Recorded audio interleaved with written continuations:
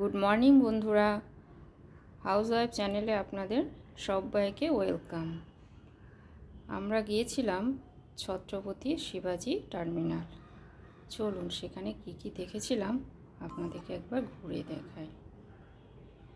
আমরা শান্তাপুর স্টেশন থেকে ছত্রপতি শিবাজি টার্মিনালে পৌঁছালাম। এই হচ্ছে ছত্রপতি শিবাজি টার্মিনাল।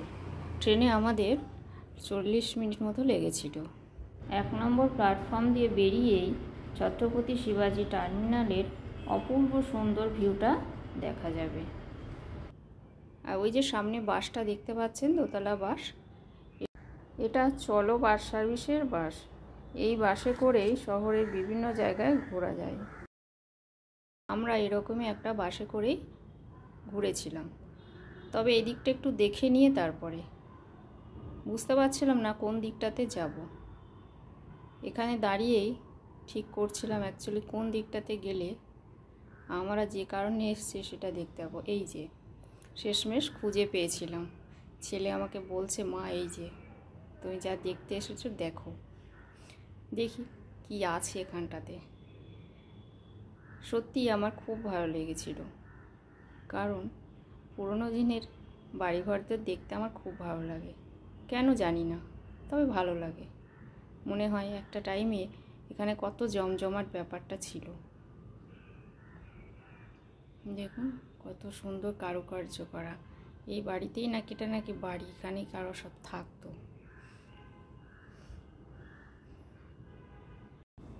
তবে কি বলুন তো, এটা প্রাসাদ বলুন আর বাড়ি বলুন, যাই বলুন, এরা এই পুরো প্রাসাদটাকেই গভর্নমেন্টের বিভিন্ন অফিস পারপাসে কাজে লাগিয়েছে।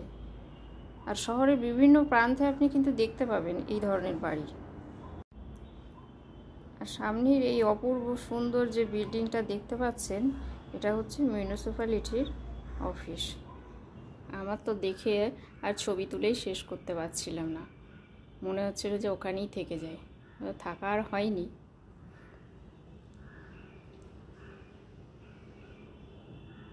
যে ছবিগুলোই নিয়ে আসতে হয়েছে, একটু ভিডিওটা তুলে নিয়ে এসেছি আপনাদের জন্য। এই যে পুরোনো দিনের সব বাড়ি। এই বাড়িগুলো কিন্তু থাকার কতটা জায়গা আছে আমি জানি না, তবে এইগুলোর মধ্যে পুরো shopping mall, restaurant, cafe, cinema hall এরকম আছে। এরকমই একটা বাড়িতে আমরা গিয়েছিলাম। বাড়ি বলে যাচ্ছিলাম না, তা দেখলাম না বাড়ি নয়, ওটা একটা রেস্টুরেন্ট ছিল।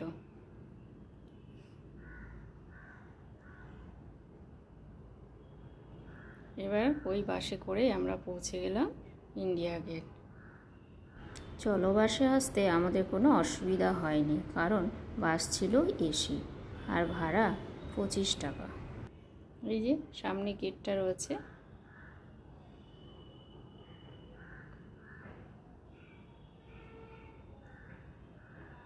এই যে এত রোদ ছিল, কিছুই দেখতে পাচ্ছিলাম না। অনেক দিন পরে রোদ্দুরে বার হচ্ছি তো চোখে যেন কিছুই দেখতে পাচ্ছি না। 2 মাসের উপরে ঘরে বন্দি, তারপরে বেরিয়েছি রোদ্দুরের মধ্যে। বুঝতেই পারছেন আমার চোখের অবস্থা কি, কান্না পেয়ে যাচ্ছিল, কিন্তু কিছু করার নেই। দেখতে এসেছি, দেখতে তো হবেই। আর এই সব জায়গাগুলো দেখে আমার মনে পড়ছে কয়েকটা দিন আগেই, বেশ কিছুদিন আগেই এখানটাতেই সমুদ্রের জলে পুরো ভর্তি ছিল।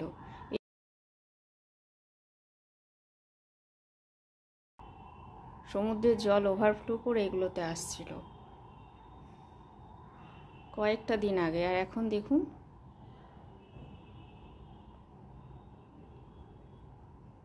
এবার আমরা বোটিংয়ের দিকে যাচ্ছিলাম।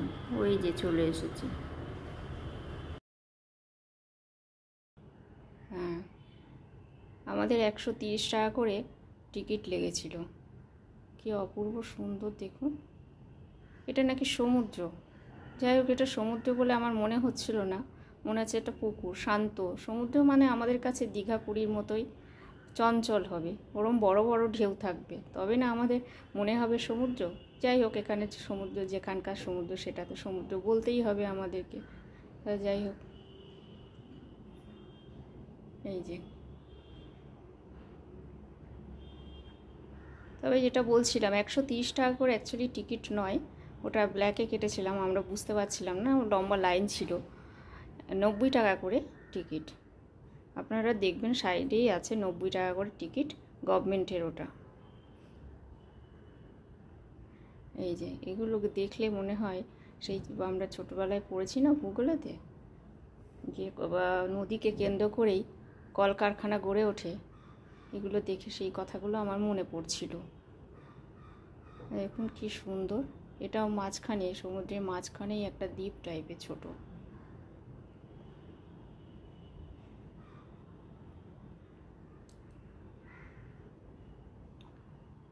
অনেকটা ভিতরে নিয়ে এসেছিল। তবে ছেলে ভাবছিল ডলফিন দু একটা বোধহয় দেখা যাবে, কিন্তু ডলফিনের দেখা মেলেনি, যদিও এখানে ডলফিন পাওয়া যায় না। এই যে ওখান থেকে এসেই আমরা এসেছিলাম চার্চ গেটের দিকে। তবে চার্চ গেটে আমাদের আর পৌঁছানো হয়নি, ততক্ষণে আমাদের আর ভালো লাগছিল না, আবার পরে আসবো বলে এখানেই শেষ করতে হয়েছিল। এই যে রাস্তার ধারে কি সুন্দর সব ছবি হাতের সঙ্গে সঙ্গে এঁকে দিচ্ছে, যে যেমন বলছে তাকে এঁকে দিচ্ছে, কি অদ্ভুত। আর এই যে সাদা বিল্ডিংটা দেখছেন, এখানে সব আর্মি নেভি সব লোকজন থাকে এখানে, শুনেছি, জানি না এক্স্যাক্ট।